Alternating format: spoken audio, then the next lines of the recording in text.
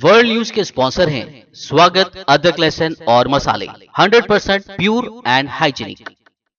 अस्सलाम वालेकुम, आदाब। मैं हूं खलील फरहाद। वर्ल्ड न्यूज़ की शुरुआत करते हैं हेडलाइंस से। तुर्की में ख़त्म हो गया लॉकडाउन। सदर रजब तैयब अर्दवान ने किया ऐलान। कोरोना की बेहतर सूरत हाल और तेज़ वैक्सीनेशन को देखते हुए काबीना इजलास में लिया गया फैसला।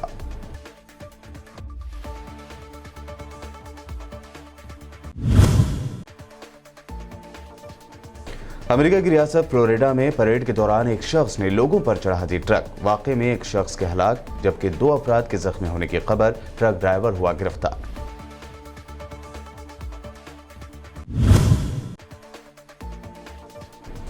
माली में फ्रांसीसी फौजियों पर बड़ा हमला। मुसल्लह गाड़ियों ने फ्रांसीसी फौजियों पर कर दी फायरिंग। बड़ी तादाद में फ्रांसीसी फौजियों के जख्मी होने की है खबर।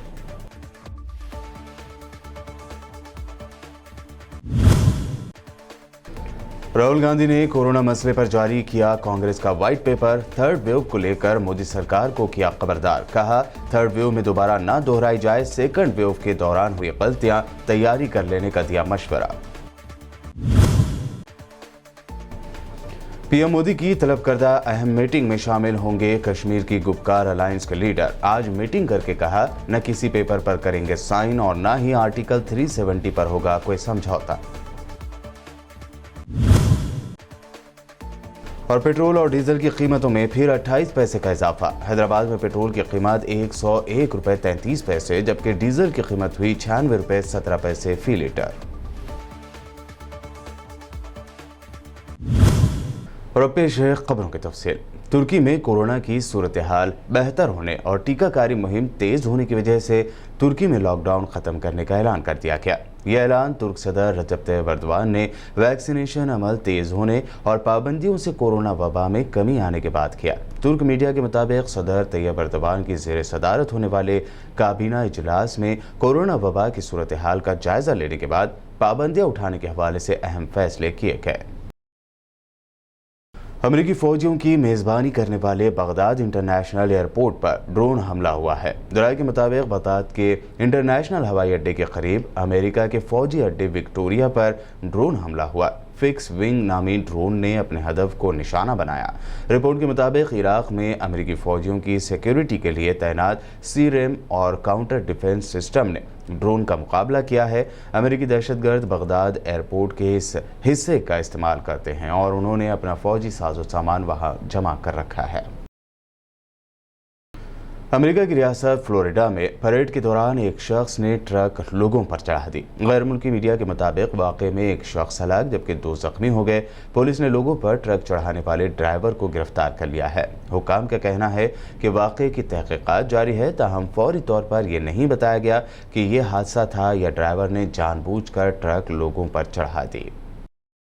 माली में फ्रांसीसी फौजियों पर बम से मुसल्लह गाड़ी के साथ हमले किए गए जिसमें कसीर तादाद में फौजी जख्मी हो गए। मुकामी मीडिया के मुताबिक बम से मुसल्लह गाड़ी ने बरकाने ऑपरेशन के दायरेकार में टिम्बकटू के इलाके में मौजूद फ्रांसीसी फौजियों को निशाना बनाया। हमले में बड़ी तादाद में फ्रांसीसी फौजी जख्मी हुए हैं। कसीर तादाद में हेलीकॉप्टर इलाके की तरफ रवाना कर दिए गए। वाज़ेह है कि फ्रांस के सदर इमैनुअल मैक्रोन ने 10 जून को जारी करता बयान में कहा था कि हम इलाके में बर्किन ऑपरेशन को ख़त्म कर देंगे। पाकिस्तान के वज़ीर आज़म इमरान खान ने कहा है कि एक बार मसला कश्मीर हल हो जाने के बाद जोहरी डेटोनेट की ज़रूरत नहीं होगी। पाकिस्तानी अखबार डॉन के मुताबिक इमरान खान ने बताया कि अगर मसला कश्मीर हल हो जाता है तो दोनों पड़ोसी यानी हिंदुस्तान और पाकिस्तान महज़िब लोगों की तरह ज़िंदगी गुजारेंगे और फिर हमें जोहरी डेटोनेट की भी ज़रूरत नहीं होगी। हॉलीवुड की मारूफ एक्ट्रेस और अक़वाम मुत्तहिदा के कमीशन बराए पनाह गज़ीन की ख़ुसूसी नुमाइंदा एंजेलिना जूली ने बर्किना फासो के गोडेबो कैंप का दौरा करके पुरतशद्दुद कार्रवाइयों की वजह से मुल्क छोड़ने वाले हज़ारों पनाह गज़ीनों की हिमायत की और नकल मकानी की सूरत हाल पर तशवीश का इजहार किया। इस बड़े कैंप के दौरे के बाद एंजेलिना जूली ने कहा कि हकीकत यह है कि हम पनाह गज़ीनों की उनके घरों को वापसी के लिए हल या उनके मेज़बान ममालिक की हिमायत के लिए जो कुछ कर सकते हैं उसकी आधी भी मदद नहीं कर रहे हैं।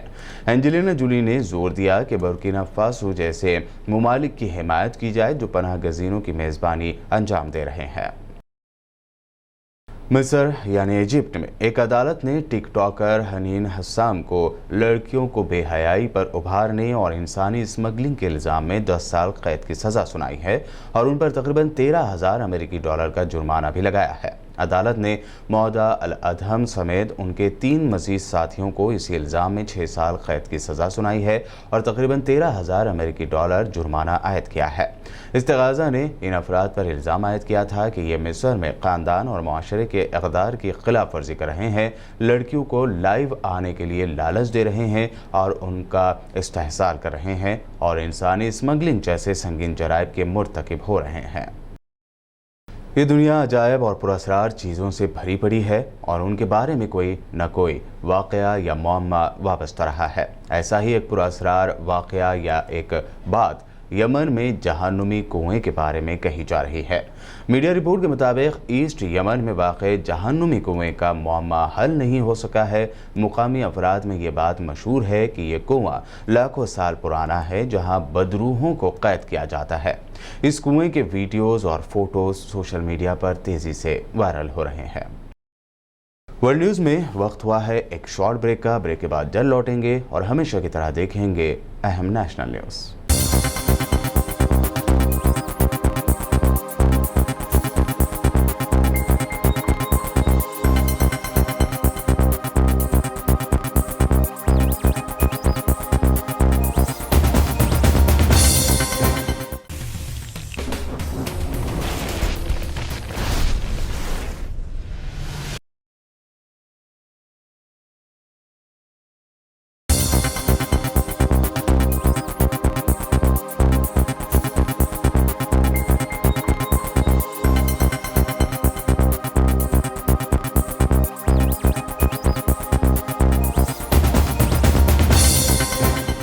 ब्रेक के बाद आइए देखते हैं अब अहम नेशनल न्यूज़। कांग्रेस कायद राहुल गांधी ने आज प्रेस कॉन्फ्रेंस करते हुए कोरोना मसले को लेकर मरकज़ की मोदी सरकार पर जमकर तनकीद की। राहुल गांधी की जानिब से कोरोना पर वाइट पेपर भी जारी किया गया। साथ ही थर्ड वेव को लेकर हुकूमत को कई मशवरे भी दिए गए। राहुल गांधी ने कहा कि साइंसदानों ने कोरोना की दूसरी लहर को लेकर खबरदार किया था, लेकिन हुकूमत ने कोई एक्शन नहीं लिया। राहुल गांधी ने कहा कि पूरा मुल्क जानता है कि थर्ड वेव आने वाली है, लेकिन हम फिर से वही गलती कर रहे हैं। राहुल गांधी ने कहा कि बेड्स, ऑक्सीजन और दीगर चीज़ों की तैयारी जो दूसरी लहर में नहीं हो पाई थी, वो तीसरी लहर आने से पहले ही करनी चाहिए। कांग्रेस के वाइट पेपर को लेकर राहुल गांधी ने कहा कि इसमें तीसरी लहर की तैयारी दूसरी लहर में रही कमी, इकोनॉमिकल हेल्प दी जाए ताकि जब थर्ड वेव आए तो आम लोगों को कम से कम परेशानी ना हो। राहुल गांधी ने कहा कि मोदी सरकार को मुआवजे का बंदोबस्त करना चाहिए उनके लिए जिनके परिवार में कोरोना से मौत हुई है।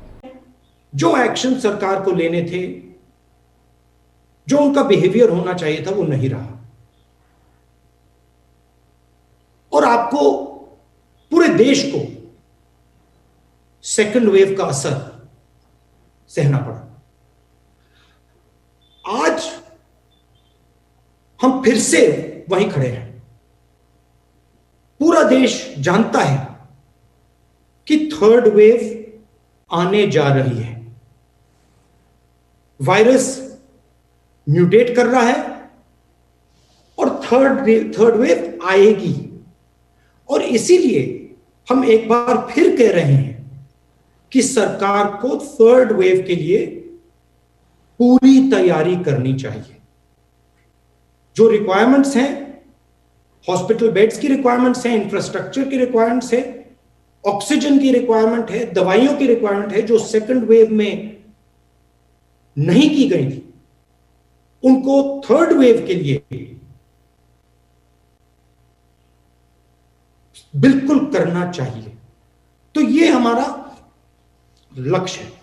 जम्मू कश्मीर की सियासी पार्टियों के गुपकार अलायंस ने फैसला किया है कि वो पीएम मोदी की जानिब से बुलाई गई मीटिंग में शामिल होंगे। पीएम मोदी की क़यादत में 24 जून को जम्मू कश्मीर को लेकर मीटिंग होनी है, जिसमें जम्मू कश्मीर की पार्टियों के लीडरों को बुलाया गया है। इस अहम मीटिंग से पहले आज श्रीनगर में गुपकार अलायंस की मीटिंग हुई। ये meeting farmer central minister Farooq Abdullah के घर पर हुई। गुपकार अलायंस के लीडरों ने मीटिंग के बाद कहा कि हम वजीर आजम मोदी की बुलाई गई मीटिंग में शामिल होंगे। मीटिंग के बाद श्रीनगर और दिल्ली में मीडिया से बात की जाएगी। हमारा एजेंडा सभी को मालूम है और वही रहेगा। गुपकार लीडरों का कहना है कि वो किसी कागज पर साइन नहीं करेंगे और न ही आर्टिकल 370 को लेकर कोई समझौता करेंगे।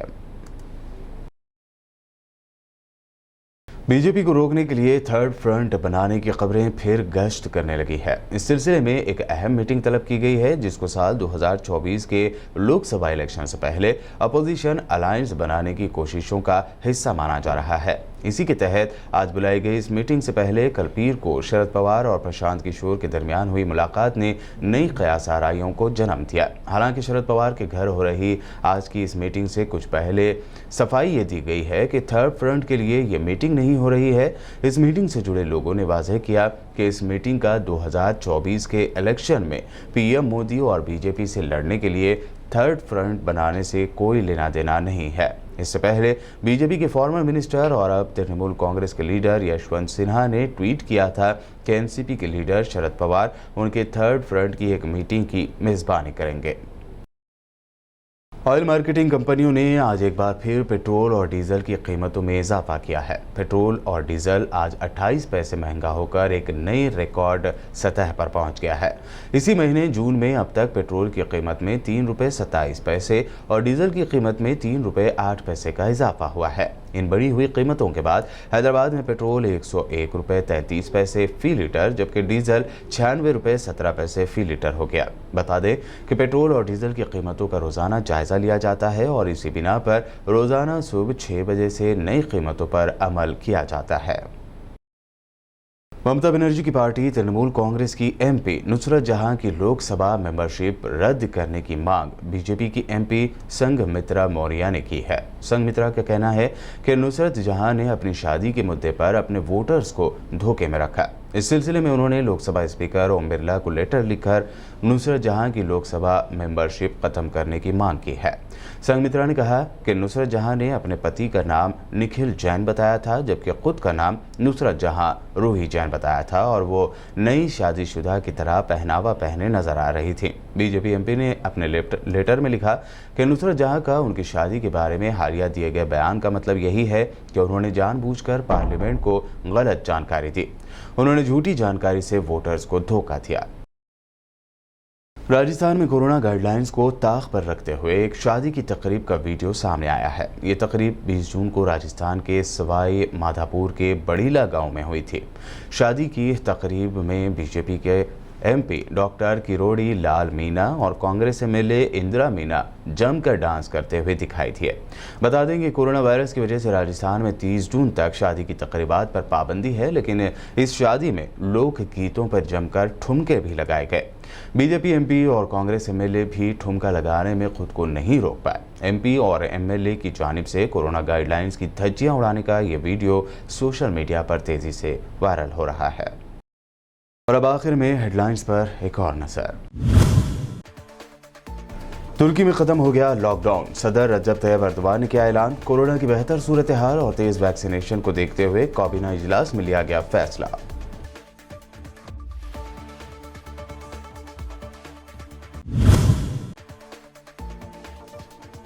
अमेरिका की रियासत फ्लोरिडा में परेड के दौरान एक शख्स ने लोगों पर चढ़ा दी ट्रक। वाकये में एक शख्स के हलाक जबकि 2 अफराद के जख्मी होने की खबर। ट्रक ड्राइवर हुआ गिरफ्तार।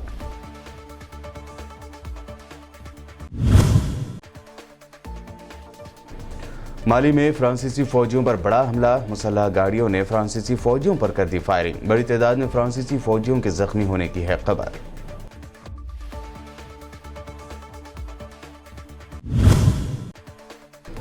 राहुल गांधी ने कोरोना मसले पर जारी किया कांग्रेस का व्हाइट पेपर। थर्ड वेव को लेकर मोदी सरकार को किया खबरदार। कहा थर्ड वेव में दोबारा ना दोहराई जाए। सेकंड वेव के दौरान हुई गलतियां तैयारी कर लेने का दिया मशवरा। पीएम मोदी की तलब करदा अहम मीटिंग में शामिल होंगे कश्मीर की गुपकार अलायंस के लीडर। आज मीटिंग करके कहा न किसी पेपर पर करेंगे साइन और न ही आर्टिकल 370 पर होगा कोई समझौता। और पेट्रोल और डीजल की कीमतों में फिर 28 पैसे का इजाफा। हैदराबाद में पेट्रोल की कीमत 101 रुपये 33 पैसे, जबकि डीजल की कीमत हुई 96 रुपये 17 पैसे फी लीटर। वर्ल्ड न्यूज़ में ये थी अब तक की अहम नेशनल और इंटरनेशनल न्यूज़। हमारे चैनल को सब्सक्राइब, लाइक और हमारे वीडियोस को शेयर ज़रूर करें। मज़ीद अपडेट्स के लिए देखते रहिए BBN चैनल।